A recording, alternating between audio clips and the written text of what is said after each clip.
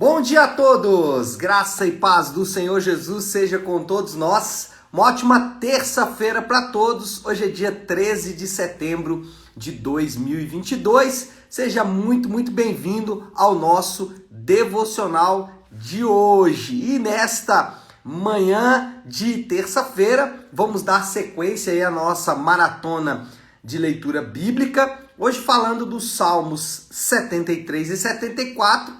E também nós vamos falar de Apocalipse, capítulo 17. Hoje o tema do devocional é as falsificações. Por quê? Porque o autor, o João aqui, o apóstolo João, tem então o quinto ciclo de visões, o quinto ciclo de julgamentos.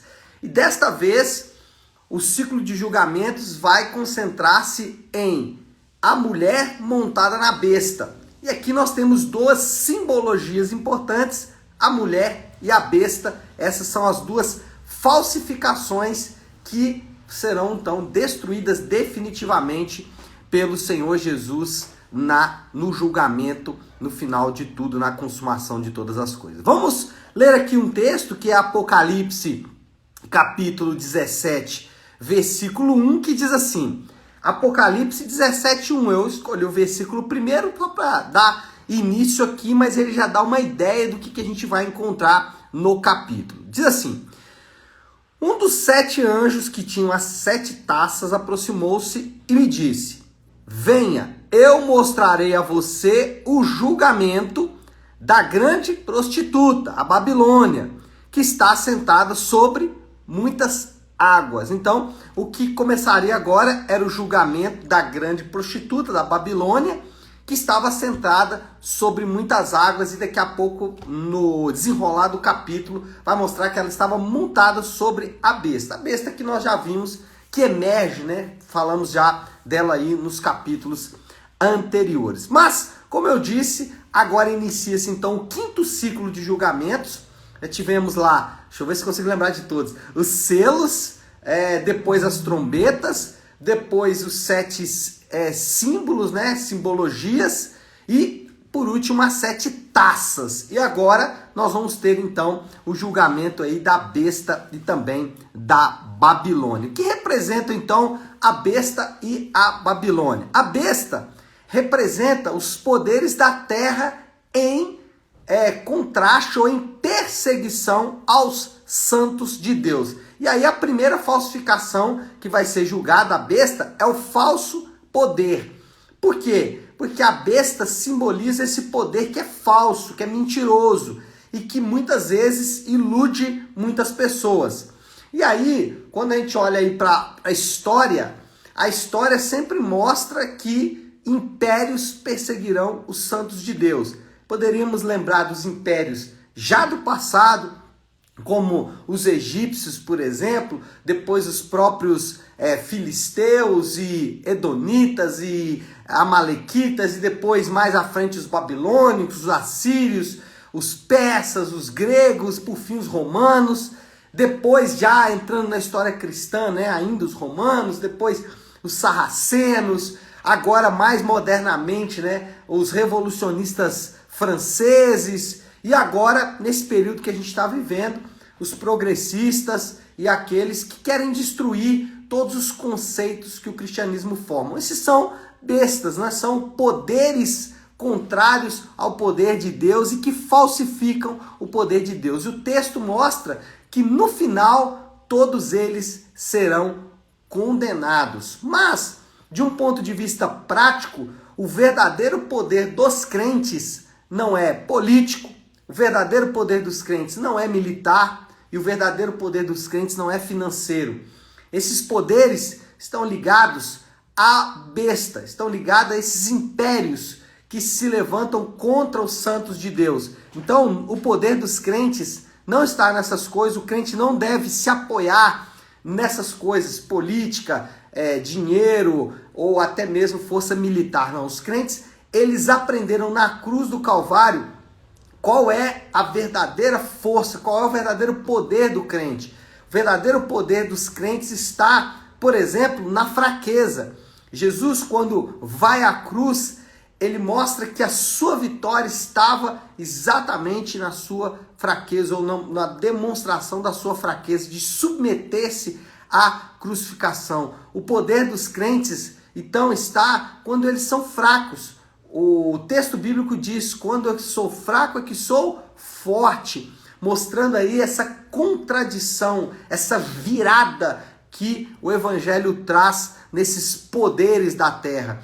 E aí, o crente, ele exerce poder, ele exerce de fato aquilo que o Senhor deu para ele quando ele assume a sua fraqueza. Bem-aventurados são os que choram, bem-aventurados os humildes, os fracos, né? Então, essa é a mensagem que a cruz transmite. Poder pela fraqueza e não pelo poder político, militar ou até financeiro. Não, os crentes, eles exercem poder pela fraqueza. Eles exercem poder também, além de pela fraqueza, eles exercem poder no sacrifício. Jesus, ele salva pessoas no seu sacrifício. Então os crentes aprendem que exercem poder pelo sacrifício. Quando eles se sacrificam, aí sim eles estão exercendo poder. E não quando outros se sacrificam por eles, mas quando eles mesmos se sacrificam.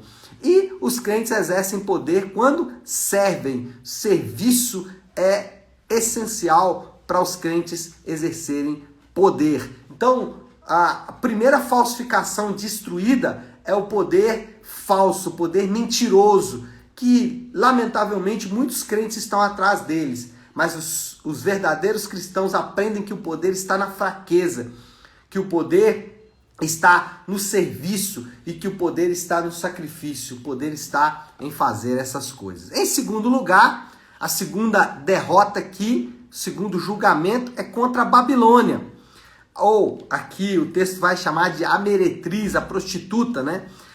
E o que é a Babilônia? A Babilônia é a sedutora dos irmãos. Nós tivemos então o falso poder, agora quem vai ser condenado é o falso culto. Forças invisíveis, elas procuram durante toda a história do cristianismo, a história do povo de Deus de maneira geral, não só do cristianismo, mas do povo de Deus de maneira geral, forças invisíveis sempre procuravam seduzir os crentes. Em toda a história, deuses falsos prometeram atender aos anseios do coração de todos os crentes em toda a história. Mas esses poderes, essa sedução, por fim vai ser desmascarada e vai ser completamente derrotada. Só que, lamentavelmente, ainda hoje, nós percebemos irmãos que ainda são seduzidos por essas coisas, por esses deuses falsos. Deuses que prometem entregar e prometem fazer, cumprir ou prometem atender aos anseios do coração do crente, mas não conseguem no final fazer isso. Por exemplo, a sedução do dinheiro. Então, existem pessoas que imaginam que se elas tiverem dinheiro, todos os seus problemas serão resolvidos, os anseios do seu coração serão atendidos e acabam dedicando a sua vida ao dinheiro. Nós percebemos e podemos presenciar, não na vida de outras pessoas, mas na nossa própria vida, o quanto o dinheiro pode exercer influência sobre nós. É um poder mentiroso, é um culto falso, é um Deus falso que vai ser desmascarado. Mas tem outros. Por exemplo, o sexo. Tem pessoas que imaginam que se tiver uma vida sexual saudável, vários parceiros sexuais, uma vida sexual ativa, que aí sim eles então terão todos os anseios do seu coração atendidos. Poder, isso a gente percebe lamentavelmente em vários grupos religiosos, uma luta cega pelo poder, uma luta insana pelo poder. O poder é um Deus falso que não entrega o que promete. E aí temos até boas coisas que podem se transformar em um poder falso, em um culto falso, como por exemplo a saúde. Então a saúde é uma coisa boa, devemos cuidar dela, mas ela não pode se transformar em um Deus. Aquela expressão comum, né? Se tiver saúde, tudo vai. Isso é mentira. Nós não precisamos de saúde, nós precisamos do nosso Senhor e Salvador Jesus Cristo. Então, a expressão melhor seria: se estivermos com o Senhor, o resto vai, o resto acontece. Então, são coisas boas. Família, né? Família é uma coisa boa, mas pode se transformar em um culto falso. Eu dei aqui alguns exemplos, mas esses exemplos eles vão se expandir e vão se expandir. E o melhor é sempre, sempre, sempre amar a Deus. Como eu faço, pastor, para vencer esses deuses falsos? Como eu faço para não amar o dinheiro? Como eu faço para não amar o sexo? Como eu faço para não amar o poder? Como eu faço para colocar minha família no lugar certo? Como eu faço para colocar saúde? Como eu faço para colocar a religião no lugar certo? De que maneira a religião não pode se transformar em um Deus? A única maneira de você fazer isso não é lutando contra essas coisas. Não é tentando vencer o dinheiro, vencer a religião, vencer... Não, nada disso. A melhor maneira de você fazer para vencer esses deuses falsos é adorando o Deus verdadeiro de maneira cada vez maior. É dedicando cada vez mais a sua vida à palavra de Deus, ao culto honesto a Deus, amar a Deus, conhecer a Deus, saber quem Deus é, perceber o seu caráter, perceber os seus atributos, glorificá-lo, declarar a sua glória, o seu poder, a sua majestade sobre a sua vida em todo o tempo. Fazendo isso, adorando de fato o Deus verdadeiro, naturalmente o poder desses deuses falsos diminui. Quando a adoração ao Deus verdadeiro aumenta, esses deuses falsos diminuem. Por isso que não faz sentido pessoas que se dizem adoradoras de Deus, mas que fazem coisas absurdas por causa de sexo, por causa de dinheiro, por causa de saúde e outras coisas mais.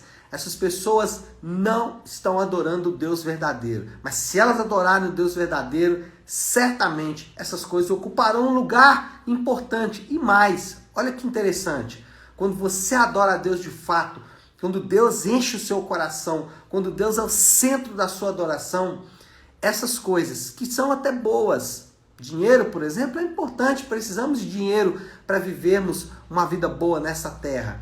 Mas essas coisas vão receber o seu devido valor, o seu brilho.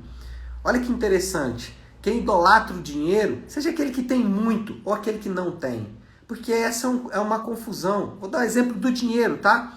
Pessoas acham que quem adora o dinheiro são os ricos. Às vezes não é verdade. Às vezes aqueles que têm pouco dinheiro pensam que se tiver muito dinheiro, as suas coisas estarão resolvidas.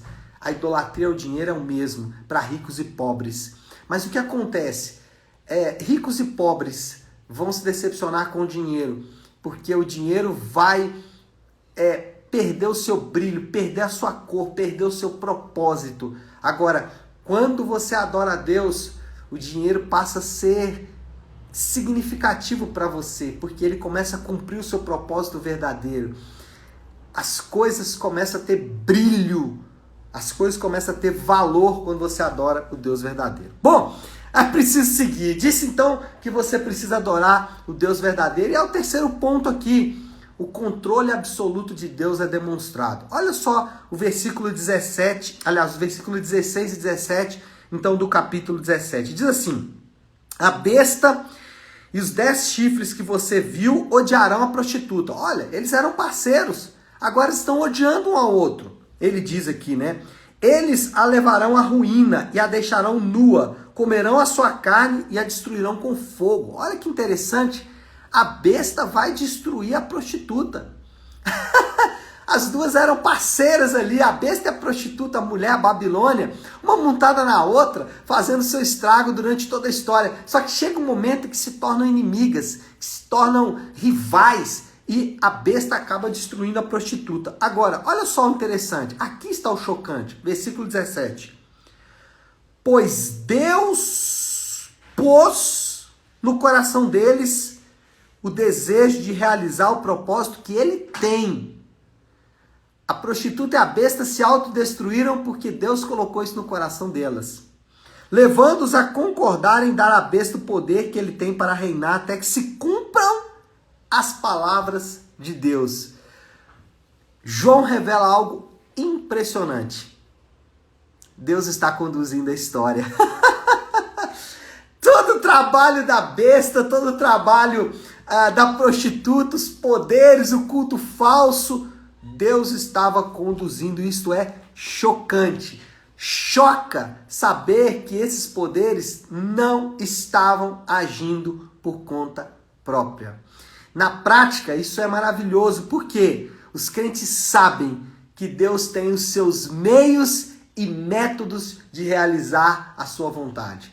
Para os crentes, esta verdade, ela é absolutamente confortadora. Os crentes encontram conforto em saber que tudo isso estava dentro ou debaixo ou nas mãos de Deus. Eu me lembro de alguns anos atrás, eu estava ajudando o meu pastor em alguns aconselhamentos e um irmão veio aconselhar, estava enfrentando muitas dificuldades na sua vida, dificuldades financeiras e de saúde. E aí ele começou o aconselhamento perguntando para o pastor assim: pastor, por que eu estou enfrentando toda essa dificuldade? O pastor disse: você tem 3 respostas possíveis e você pode optar por elas. Você tem a primeira resposta, que é a resposta do acaso. Tudo isso aconteceu por você porque tinha que acontecer. É assim mesmo. E aí, nesse caso, o que você tem que fazer é relaxar. A segunda resposta possível, você pode criar um inimigo imaginário, que muitos fazem, Satanás, colocar a culpa no diabo. E aí você cria uma dicotomia, o que eu falei ontem, 2 poderes, o poder de Deus e o poder de Satanás. E aí você tem que fazer coisas para fortalecer o poder de Deus, orar, jejuar, entregar oferta, dízimo, fazer desafio, ir para o monte, orar de madrugada, ir para a igreja. Você pode fazer coisas para fortalecer o poder de Deus contra Satanás. Criar uma dicotomia, criar um dualismo, que obviamente a Bíblia não ensina. E aí ele disse, né? Você tem a terceira opção, que é ouvir o que as Escrituras dizem. Nas Escrituras, as nossas dificuldades e lutas são pela vontade soberana de Deus. E aí você vai encontrar conforto em meio às suas lutas. Você vai encontrar motivo, propósito para tudo que você está enfrentando. Por quê? Porque você vai saber que Deus tem os seus meios e os seus métodos. Isso é confortador. É confortador para o crente saber que ele está nas mãos de Deus. É confortador para o crente saber que Satanás não tem poder sobre a sua vida. É confortador saber, é confortador para o crente saber que ele não está à disposição do acaso, mas que Deus está conduzindo todas as coisas e que ele está na mão de Deus. E eu preciso terminar porque o tempo urge. Então, moral da história aí para a gente poder finalizar. O que nós aprendemos com tudo isso aí nessa manhã? O culto falso, ele é autodestrutivo, não consegue atender ao anseio dos seus adoradores. Somente Deus é digno de ser adorado. E nesse caso, a adoração a Deus é por sua vontade soberana. Ele faz o que quer. Ele fez, inclusive, conduzir a besta e a prostituta a ficarem inimigas e se autodestruírem, porque tudo isso estava exatamente sendo conduzido por Deus. O desafio do Léo desta terça-feira, a aplicação final aí para nós orarmos, é uma pergunta. Sua vida está nas mãos de quem? Sua vida está nas mãos do acaso? Sua vida está nas mãos do destino? Sua vida está nas mãos de uma guerra cósmica entre Satanás e Deus e você deve fazer coisas que vão fortalecer o poder de Deus? No fim, sua vida está nas suas mãos? Ou a sua vida está nas mãos de Deus? Se a sua vida está nas mãos de Deus, você pode encontrar conforto, sabendo que Deus é soberano e vai conduzir todas as coisas de acordo com a sua vontade. Você pode sim orar, jejuar, buscá-lo, ir para a igreja, ir para o monte. Não tem problema nenhum você fazer isso. Mas saiba que tudo isso que você vai fazer é simplesmente para que Deus seja exaltado, para que a glória e a majestade dele seja ressaltada. Tá certo, meu povo? Preciso orar. Vamos orar para terminar, porque o tempo urge. Se você puder, então pare aí um instante o que você está fazendo e vamos juntos buscar a Deus em oração. Querido Deus, Pai de graça, Deus de amor e toda misericórdia, é diante do Senhor que nos colocamos agora nesta manhã, Primeiro, para te agradecer por tua palavra, Pai, que é maravilhosa. Como é bom, Senhor Deus, saber que as nossas vidas estão nas suas mãos. Satanás não tem qualquer poder à parte do Senhor. As forças do destino não podem determinar como viveremos as nossas vidas, mas ao olharmos para a tua majestade, governo e domínio, encontramos conforto, saber que estamos nas mãos de um Deus bondoso, um Deus justo, um Deus amoroso, compassivo, misericordioso. E a nossa oração nesta manhã é assim, que o Senhor possa exercer misericórdia sobre as nossas vidas. Perdoa-nos, porque às vezes, meu Pai, nos esquecemos disso e achamos que a nossa vida está nas nossas mãos ou na mão de algum destino hipotético que não existe. Perdoa-nos, Pai, porque o pecado nos faz tirar os olhos do Senhor. Ajuda-nos a olhar para Ti nesta manhã. Nós oramos assim e o fazemos em nome de Jesus. Amém, amém e amém. Amém, meu povo? Bom, então é isso. Nós vamos ficando por aqui. Que Deus te abençoe. Uma ótima, uma excelente terça-feira para todos. Fiquem com Deus.